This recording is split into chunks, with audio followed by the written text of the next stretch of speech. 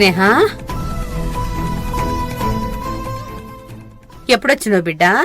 అది ఏందిది, అందరు గట్లున్నారు? ఏమైంది? ఏం లేదమ్మా, మామూలుగానే ఉన్నామే. అత్తయ్య, మీరెక్కడికి వెళ్ళారు?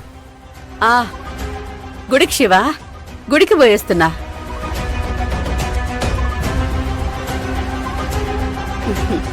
నమస్కారం అమ్మా. నమస్కారం అమ్మా.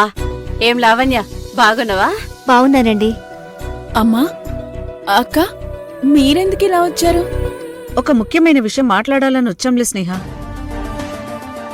రుక్మిణి గారు, కావేరి శివల ముహూర్తంలోనే స్నేహ శివల పెళ్లి కూడా చేద్దామని ఆ రోజు మీరు అన్నారు కదా. ఆ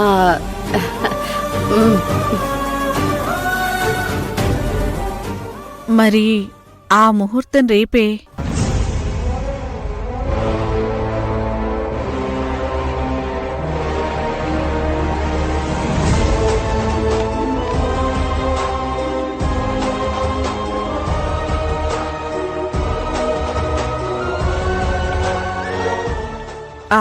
అదే దాని గురించి మాట్లాడదామని వచ్చానమ్మా.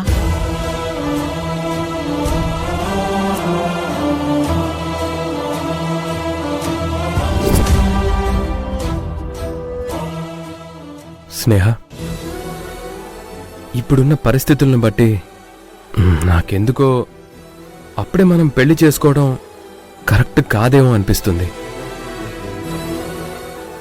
కొద్ది రోజులు ఆగి కావేరి వాళ్ళ పరిస్థితులు కొంచెం సెట్ అయ్యాక అప్పుడైతే బెటర్ ఏమో.